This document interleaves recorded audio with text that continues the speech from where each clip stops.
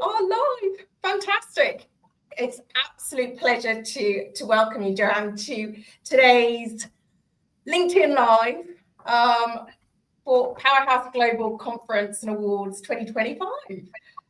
So, and it's all about winning at collaboration. So that's the overarching theme. But let's take a step back first. Introduce yourself, Johanne, because your story is really, really powerful. And it is the essence of why Amp Up Your Voice is where it is doing what it is. So tell me more. I'll tell you more. Well, thank you for inviting me on. I'm really looking forward to the conference on the 8th of May. So yes, in terms of who I am Johanne Penney, and I'm the CEO and founder of Amp Up Your Voice Limited. And we are a modern and progressive anti-racism and a diversity, equity and inclusion consultancy. We work primarily in the corporate space. We work up to mainly at C-suite leadership teams, management teams, really trying to ensure that equity conversation and provide people with tangible and practical advice on how they can, really nail that authenticity in terms of diversity, equity and inclusion. And in terms of my story, which is what you're alluding to, is I set up the business late 2019, and that was a direct result of losing my job to racial discrimination in the corporate sector. And when it happened to me, I was literally blindsided.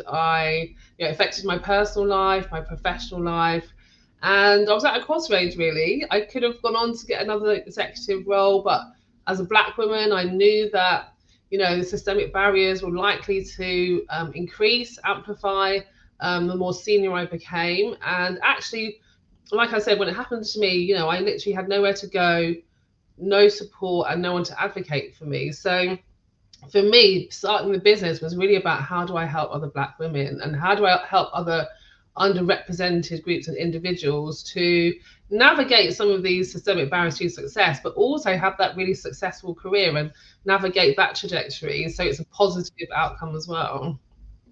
And I mean, your story is very powerful because you have created something incredible from such a really, really hard place. And I think that, one of the things I love in what you just said, it's tangible, practical things that you're going in to deliver, because I think so many, you see these where you just feel it's inauthentic, unauthentic, whichever the word is, where it doesn't feel natural. It feels very much like it's a tick box and they're just ticking that box and going, we're done. Lady Anita has joined us. Oh, hi. Thank you. And I love that. And it's a great way, creating your own table. I think that's very much what you've done. You've identified where it was going so wrong and the impact it had for you, and have created something really, really quite powerful. I guess, therein lies the challenge is, there is so much work to be done. And I dare say you probably feel like you're just scratching the surface with it, with where you've got now.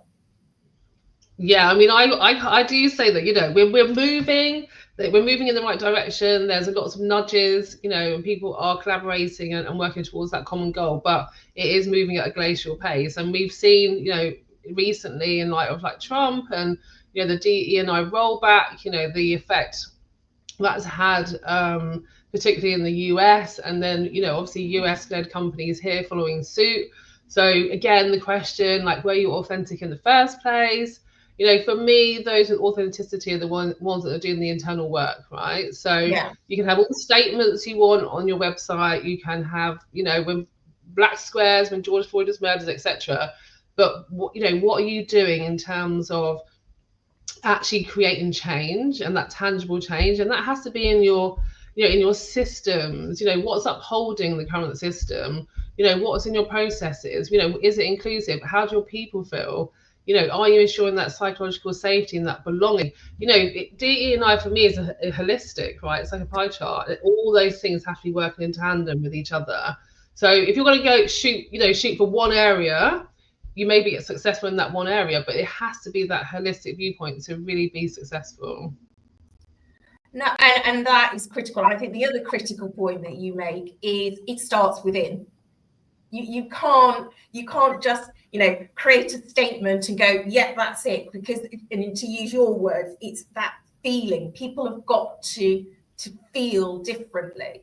I'm doing some work at the moment with the police all around their race action plan, and have had the great fortune to listen to Dr. Stuart Lawrence, or not just once, but I think 3 times now.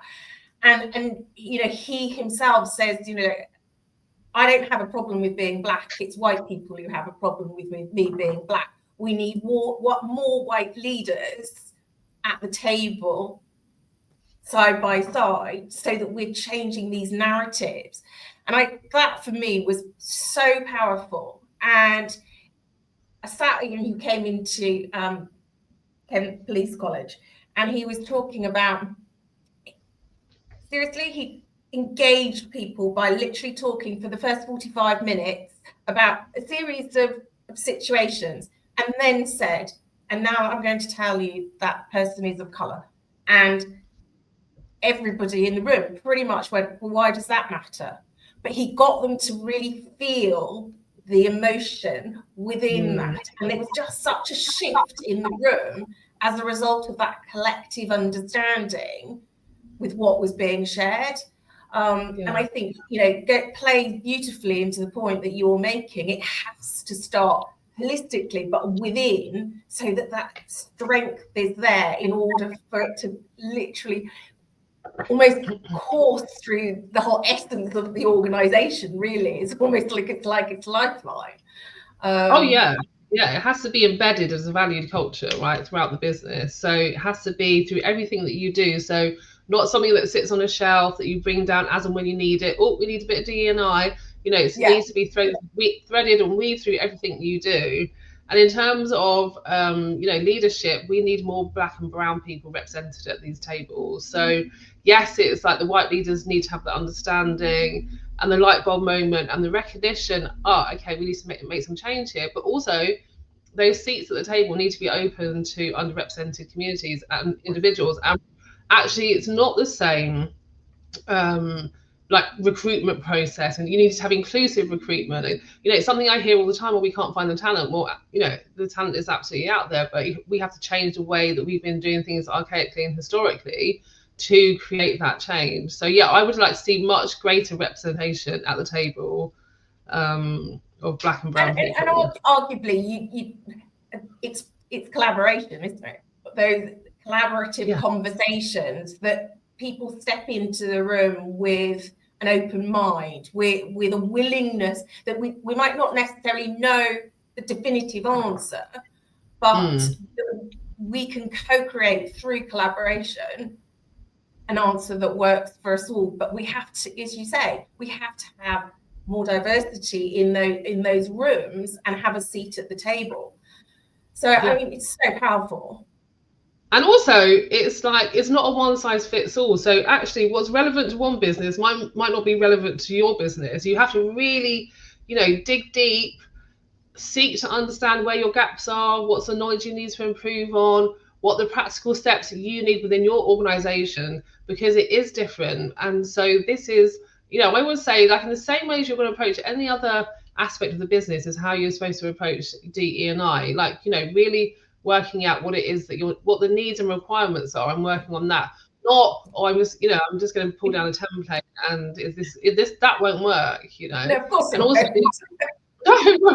in terms of that representation piece, it has to start internally, because can you imagine how your underrepresented staff feel when they see all this vocal, external facing sentiment, but actually they're going, because on the ground, this is not what's happening to me. So, and that's where it does tend to fall flat, Totally. It's that whole disconnection with what's being said versus what's being actually lived, isn't it? You know, that's the challenge. And I think it's so important. You know, what it is the biggest barrier?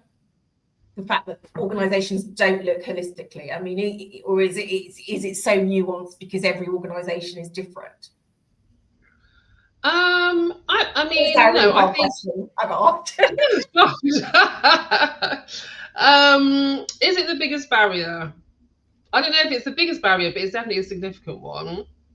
And let's face it, pre George Floyd, organizations and corporates didn't really recognize the need for DE&I. So this is quite a new mantle. They've, okay, we're 5 years on, but it's still, in business terms, in the embryonic stages. So yeah, I think actually, a lot of the instinctive reaction is to have that knee jerk, oh, let's do this, or let's do inclusive recruitment, or oh, let's revise our policies, when actually, is that what you really need? So I'm always like, slow down, claw it back, really do that needs assessment. What is it? And like I said, and do it in a very business-like way, where are those gaps? What do you need to improve on, etc., etc. And even doing quality impact assessments around D&I work really well and help with that educational piece in terms of the people that work there as well.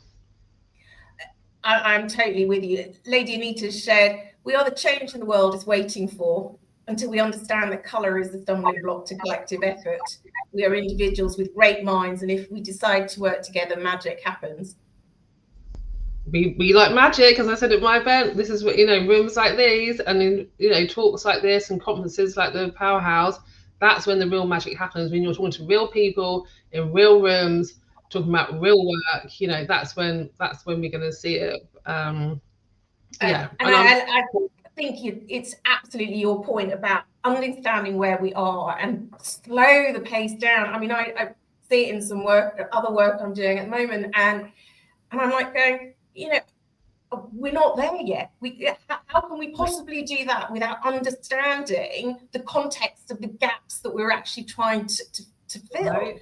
Otherwise we're just creating something for creating's sake, and then it's not actually felt and lived by the individuals that have actually then got to live and breathe this. Exactly. And if it is strategic, then there will be parts that you can absolutely go at pace with, because you have a strategy and you know exactly what you're doing. There'll be other parts that you need to slow down, etc., and have that understanding. But it needs to be strategic, and measurable, and thinking about the outcomes. Were you about to say that? Yeah. What are the outcomes? So a lot of this work is like, let's do this.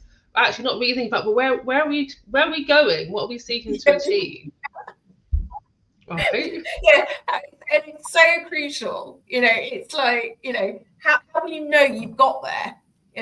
What will be tangibly different for those who are literally living and breathing it as a result of the actions that are going to be taken? They've really got to embody that, and the only way you can do that is when you are taking, deliberate, intentional steps forward when you've considered the context of where you are now.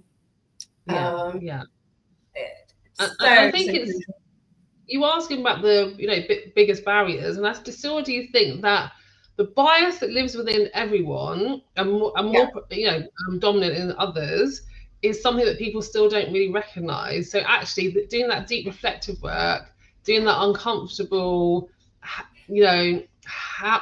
I been contributing to this, or has my business been contributing to this, or am I upholding certain, stereotypes or perpetuating it? That work is what when people say it was really uncomfortable. Yeah, it's really uncomfortable, because only when you unpick all of that and unpack that can you start to actually make a difference. If you're going saying, well, I'm not racist, or I don't do this, I'm not discriminatory, you can't really move forward. No, I agree. And I quite honestly hold my hand up. I don't know what I don't know, but help me understand what I don't know so that I can step into those spaces. Because as you say, bias is, naturally in any situation, because you will have, you know, grown up in a world where you have, you know, certain beliefs, value systems as a family, irrespective of, you know, before you get out into the world and, you know, at school and conditioned in ways, you know, it's just effectively endemic. Yeah, and one thing I always say to my people is that, you know, there's a personal responsibility on all of us to do the work and do the educational work, and the educational part is absolutely free. So Google is free. Do you know what I mean? Researching, reading, watching movies, listening to podcasts. That's all how you're going to enhance your understanding, build your confidence, and then you're able to tackle some of these uncomfortable conversations and recognize some of those inherent biases. But that educational part, anyone and everyone can do it, you know? No, exactly. You know, all it takes is a little bit of personal agency and Google. Yeah, a bit of time, you know. But you know, look at how you know, the film Adolescence, look how that has taken the whole of the UK by storm, has restarted off like deep dialogues in terms of what's going on at schools and the violence and knife crime, etc. And it is an educational piece, right? So lots of parents didn't know lots of stuff that was going on in that series. And so, you know, the educational piece doesn't have to be boring, it can be interesting. No. You can watch movies, you can watch, there's loads of stuff on Netflix, you can read amazing books, you can talk to really interesting people, but it's pushing yourself outside of what is normal for you and what's comfortable for you, and gaining that understanding. I know, you know, almost immersing yourself in it. That's the word that brings to mind. You know, I thoroughly enjoy conversations, and that's how, you know, I learn about different people, and you know, that's very powerful. But as you say, you know, the film Adolescence has definitely, you know, provoked a lot of conversations. You know, and people have had their eyes opened, because, as I say, we don't know what we don't know, and there are many ways we can educate ourselves. So no, I'm totally with you. I mean, we can't give too much away of what you're going to be sharing on the 8th of May, but you know, because this is only just a little glimpse into the amazing work that you're doing. But I guess if you had to kind of summarize one thing that the world could do right now to begin shifting the needle around collaboration, what would it be? Yeah, and I you know, I signposted that in the beginning about those nudges and that collaboration piece, and absolutely one of our strongest ethoses at Amp Up Your Voice is there's absolute power in building community. There's absolute power in having that representation in the communities that we serve and that serve us, and actually working together to bring about change is the most significant thing that we can do.